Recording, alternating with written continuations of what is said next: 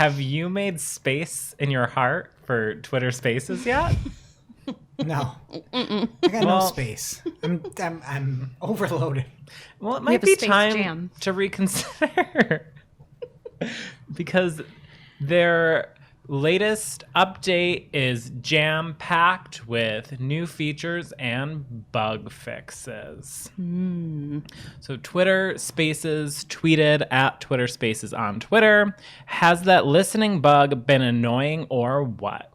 We're rolling out a fix and ask that you please promptly update to the new iOS version 8.5 to ensure you get it.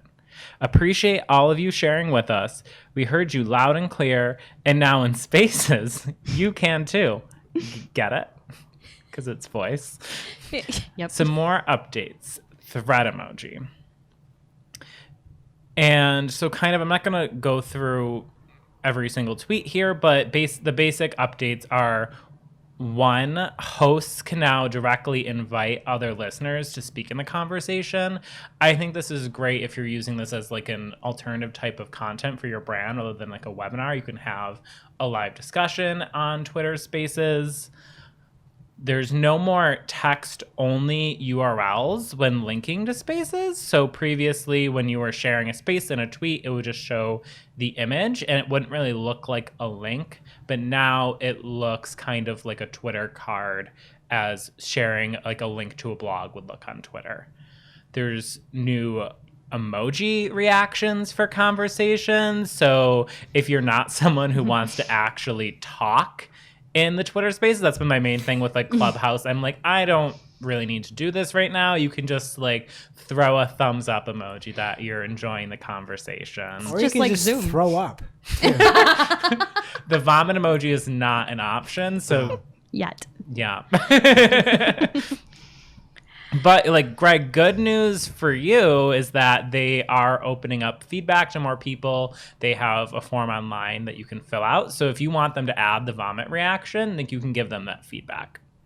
And then there's also just a bunch of like audio bug fixes that they rolled out. Like when the host gets a phone call, it messes things up, or like switching in between headphones and your speaker, just getting those little things tweaked out. So if you have any other feedback like Greg has, like feel free to fill out their form and you can sign up to be part of their feedback group. And I think the bigger story here is that with some of these updates and some of these enhancements, Twitter Spaces is what we'll be talking about in the audio space at this time next year, not Clubhouse. That's what I think personally. That you can leverage your Twitter profile, you can leverage your Twitter following. You now integrate, and it's not just like a little shaky hand saying, hi, join me here. Anybody can join. And that's credit also to PPC Greg, is that I think he had said that with one of the feature enhancements that rolled out. And I want to give credit to PPC Greg because he invited me into Clubhouse.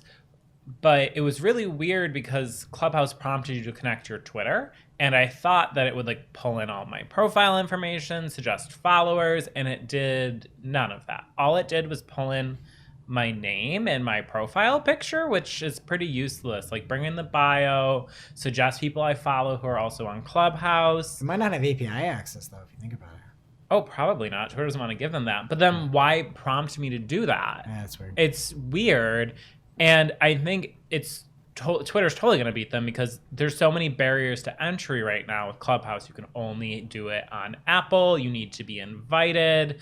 You have to fill out your entire profile, find followers, just start out from the ground up. Whereas Twitter, it's like you already have Twitter. Like what you saw?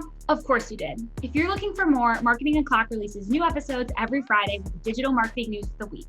You can subscribe wherever you consume your podcasts, or click to watch the full episode, the next news story, or read all the articles from the show.